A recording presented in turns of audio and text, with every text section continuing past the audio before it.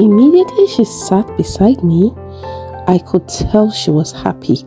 The way she hugged her kids and settled them in, her eyes glittered as she looked at me, and I told her, "Auntie, you are glowing, oh." She smiled. She couldn't hold it in anymore. "Today is the happiest day of my life," she said to me, a total stranger. "Is it your birthday?" I asked. "No," she said. "Anniversary?" "No." Then she said, "Today is the day I get my freedom. My husband is in the hospital thinking I took the kids to school, but see me here, I don't Japa." She was so excited. "Wait, what?" "Don't worry, let the kids sleep and I'll tell you this tale worth telling." It was almost 7 p.m. when Benson packed his suitcase. "I'm traveling to Abuja," he said. Who travels to Abuja at 7 p.m. by car? As usual, he refused to tell me why or give me any money before leaving. I watched him polish his shoes, shave his beard, put on his starched kaftan. He looked so handsome, smelling like $1,000,000.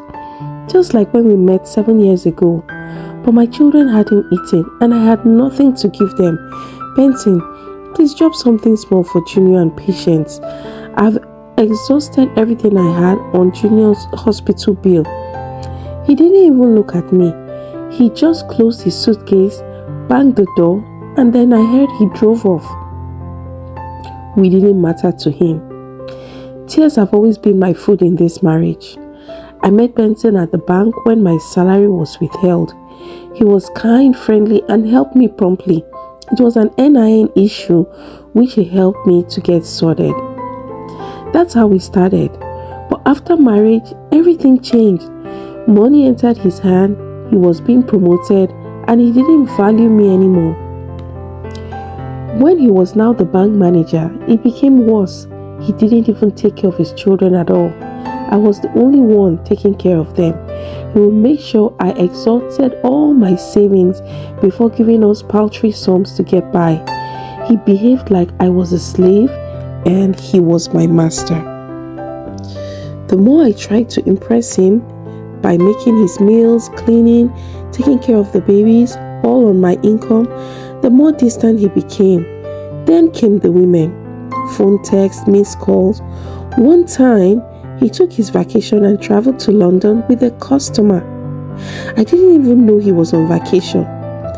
I just went to find him at his office because I hadn't seen him for 3 days, and his boss told me that they thought he was divorced.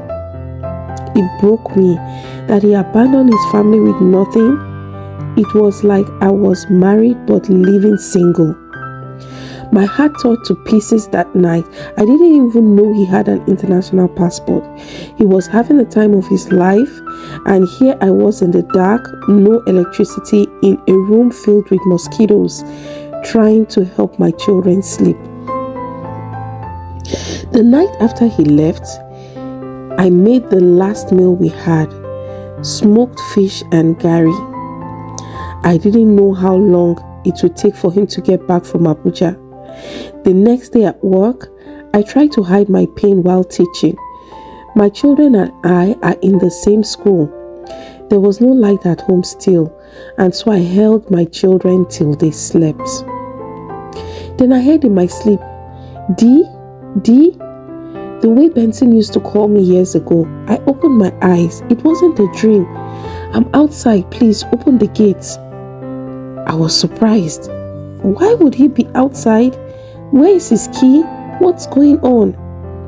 What I saw was beyond comprehension. Benson leaped in, bloodied face, bruises all over, broken arm. He collapsed in a chair. "I was attacked by robbers," he gasped. "They took my car, my phone, my money. Please, can you take me to the hospital?" Immediately, I called Tunde, my Okada man. At the hospital, the doctor diagnosed different things. 3 broken tooth, 2 ribs, twisted ankle. It costed me everything I had in my account to keep him overnight in the hospital that night. While my children were home hungry, I needed to borrow more money.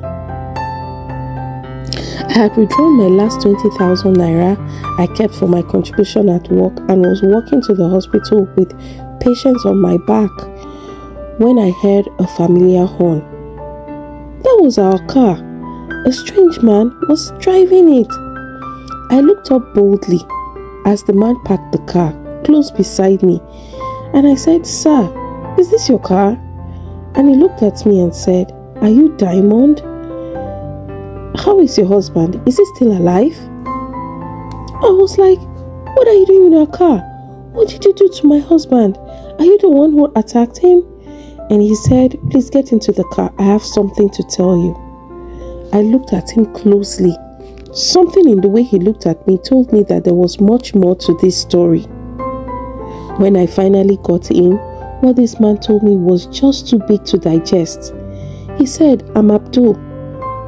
I've been married to Farida for 10 years. I live in the US, and I've been trying to get Farida to come join me after our first son was born here in Lagos, but she kept refusing, saying her family was here and she didn't want to leave them.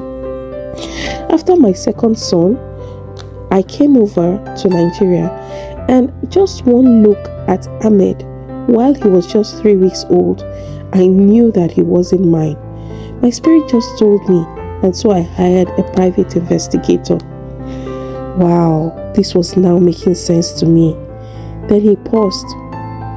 "Your husband Benson, I discovered, is not just her lover, but the father of her last 2 children, Ahmed and Sherifat." My world stopped. The day I came back from the airport, I found him in my house. They had eaten dinner, their plates were still on the table. He came out first and then she followed. He tried to fight me. What you saw on his body was a souvenir from my time in the Marines. The rubber story? So that was a lie? My husband was beaten by another woman's husband in her matrimonial home? Abdul continued, "Before your husband left, I made him transfer all the money in his account to me.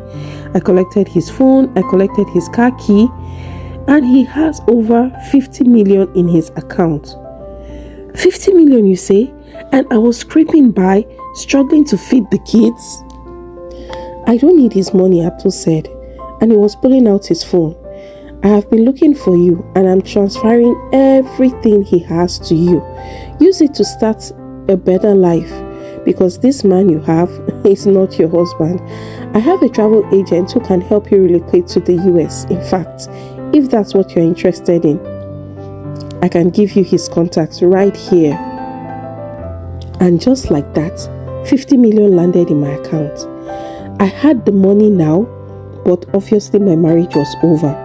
The chains were broken. I was so upset. I went to the hospital one last time. I needed to see his face and tell him how I felt. D, he called.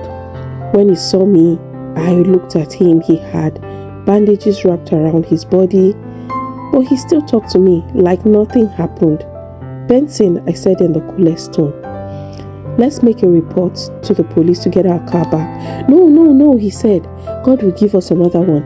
After all, you don't even drive it, so what's the problem? It's my car, and I'll get another one as soon as I start walking." I smiled inwardly. A millionaire like me, never again. "Yes, I know. I saw your car and a man was driving it. Hope you didn't talk to him. Don't mind them. As soon as I get to work," I said, "I'll buy another one, a better one. Anyway, my bills are piling up. The doctor was just here. We need money for CT scan, x-rays. I really don't have any money in my account again. Hope you can get me money to pay my bills. You know the thief drained my account." That was it. I had enough. I couldn't control myself anymore. "Benson, you lied to me. I know about everything. I know about Farida, and I know that today will be the last day I will step foot in here. You never appreciated my worth. I know who you really are. Please don't contact me again." And with that and his surprised face, I dropped the 20,000 naira I brought to him. No pain, only freedom. I walked away. My travel plans began to work. I obtained a scholarship and a job at the same university where I would study for my master's. Benson kept sending people to plead with me. On Friday, he called me saying he had difficulty breathing because of his ribs and he needed more money for treatment. Come and see me, he said. I told him that honestly I can't, but his office people had been gathering some money to pay his bills, which was okay. He begged me again, please come and see me. I thought about it and I told him I will come on Wednesday. He asked me if it was a promise and I said yes. He was happy and expectant, but I was cold in my heart because instead of going there on Wednesday, on Tuesday night, my children and I were aboard this flight to Texas. His phones were switched off. My house was empty. 3 months ago, I was struggling to feed my children. Now, a new slate, a bright future. So, family, what did you think? Did Diamond do the right thing? Should she have stayed and tried to work it out? Or was Japa the only option? Drop your thoughts in the comments below. Smash the like button if you enjoyed this story and turn on the notification bell so you can never miss any of our tales. Share this video with someone who needs to hear that they deserve better. And remember, sometimes the happiest day of your life is the day you choose yourself. Thank you all and see you all in the next one. Goodbye.